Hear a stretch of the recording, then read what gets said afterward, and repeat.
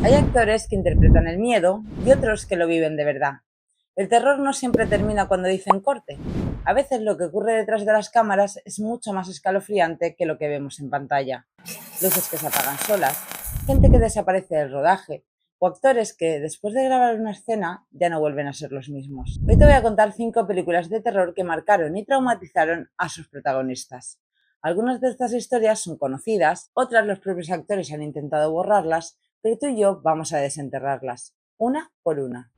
Hay películas que te asustan por lo que muestran en pantalla y otras que te persiguen por lo que pasó detrás de las cámaras.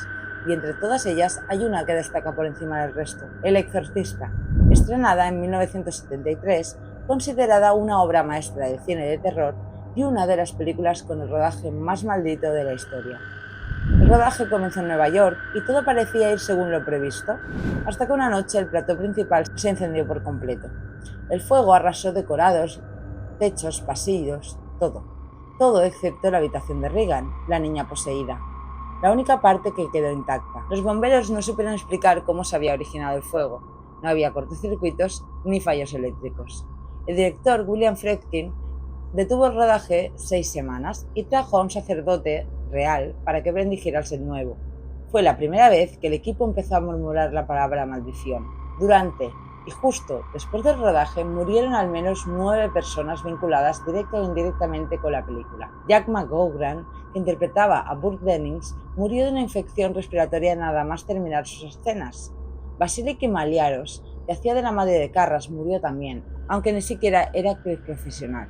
El abuelo de Linda Blair y la hermana de Max von Sydow murieron durante el rodaje. También falleció el técnico de efectos especiales, un vigilante del set, incluso el hijo recién nacido de un cámara del equipo. ¿Casualidades? Sí, pero tantas y tan seguidas que el equipo empezó a tener miedo real. Ellen Burstyn, que interpretaba a la madre de Regan, sufrió una lesión real durante una escena en la que su personaje es empujado violentamente. Friedkin pidió que tiraran fuerte del arnés para que fuera más realista. Cayó mal, se golpeó la espalda y quedó lesionada para siempre. El grito que se escucha en la película no es actuación, es auténtico. John Miller, el padre Carras, llegó a enfrentarse al director por sus métodos abusivos. Friedkin le abofeteó fuera de cámara para que su reacción fuera más emocional durante una toma. El actor confesó después que el rodaje fue emocionalmente perturbador. Nadie salió igual de ese plató. Linda Blair, la protagonista, tenía solo 14 años. Sufrió lesiones por arnés de las escenas de posesión, pero lo peor vino después. Recibió amenazas de muerte por parte de fanáticos religiosos. Algunos decían que estaba realmente poseída, otros la culpaban de jugar con lo satánico. Tuvo que tener seguridad privada durante meses y durante años no quiso volver a hablar públicamente de su experiencia. En entrevistas recientes ha dicho que hay partes del rodaje que no recuerda o ha borrado intencionadamente. Pero El Exorcista puede darte miedo, pero imagina estar dentro, en un plató donde ocurren muertes reales, donde las luces se apagan sin explicación, donde las voces que escuchas no siempre vienen del guión. El Exorcista marcó un antes y un después, no solo en el cine de terror, sino en la vida de todos los que trabajaron allí. Y eso es lo más terrorífico de todo. Cuando ves El Resplandor, hay algo en esa película que te incomoda. No solo es la historia, ni el hotel vacío, ni los pasillos interminables, es algo más profundo, algo que traspasa la pantalla. Y no es casualidad, porque el rodaje del Resplandor fue una pesadilla, literalmente. Shelley Duvall interpretó a Wendy Torrance, la esposa de Jack. Lo que pocos saben es que Shelley sufrió un auténtico infierno psicológico durante el rodaje. Stanley Kubrick, un genio sí, pero también un obsesivo, la maltrató emocionalmente durante meses. Le gritaba, la aislaba del equipo, la hacía repetir escenas hasta 127 veces. La escena en la que Wendy agita el bate mientras Jack la acorrala por las escaleras es la toma con más repeticiones de la historia del cine, 127 veces.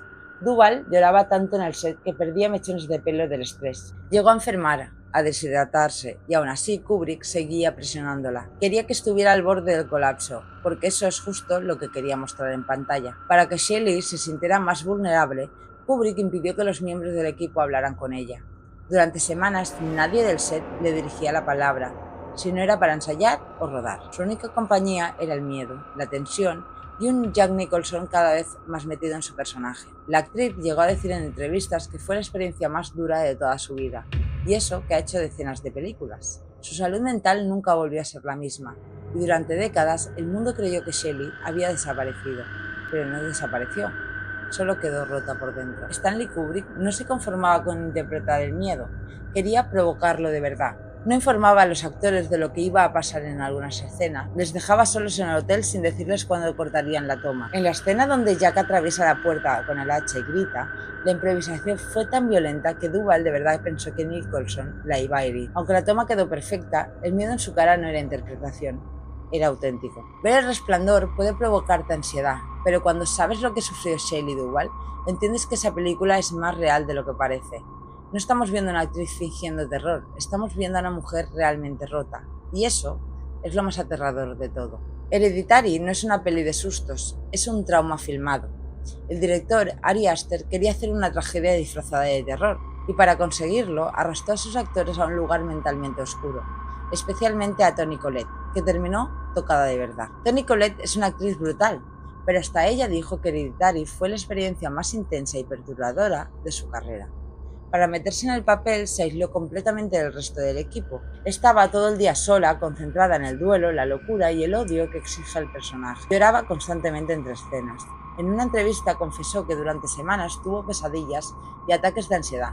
Dijo que se sintió mal física y emocionalmente, como si algo real se hubiera colado en ella, y que hubo momentos en los que pensó en abandonar el proyecto. Varios miembros del equipo dijeron que el rodaje tenía una energía muy pesada, que algo les seguía después de trabajar, como si llevaran la oscuridad a casa, en especial tras rodar las escenas del desbordamiento corporal y los rituales. El director Ari Aster no dejaba que nadie bromeara en el set. Todo debía ser solemne, silencioso, casi ritual. Un cámara abandonó la producción después de rodar la escena del accidente de Charlie. Dijo que no pudo dormir durante 3 días. Esa escena no es cine, es una maldita pesadilla. Hereditary no te asusta en el momento, te arrastra, como si una parte de ti se quedara atrapada dentro de la casa de esa familia. Toni Collette dijo que no volvería a rodar algo así en su vida, que hay papeles que se meten tan hondo que dejan huellas, y Hereditary fue uno de ellos. Para ella y para todos los que estuvieron allí. Ya están aquí.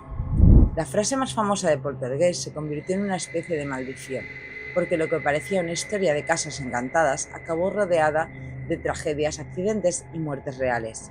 Tanto que a día de hoy se habla de la maldición de Poltergeist, y lo peor es que hay razones para creerlo. La más trágica fue la de Heather O'Rourke, la niña que interpretaba a Caroline. Murió con solo 12 años, justo antes del estreno de la tercera entrega. Primero fue diagnosticada con gripe, luego una obstrucción intestinal. El problema no se detectó a tiempo y falleció en el quirófano. La noticia conmocionó al mundo del cine, pero no fue la única. Dominique Dunne, que hacía de la hermana mayor, fue asesinada por su exnovio apenas unos meses después del estreno de la primera película, estrangulada en la entrada de su casa. Tenía solo 22 años. 2 actores más de la saga murieron poco después, uno de un cáncer repentino y otro en extrañas circunstancias tras rodar escenas con efectos especiales.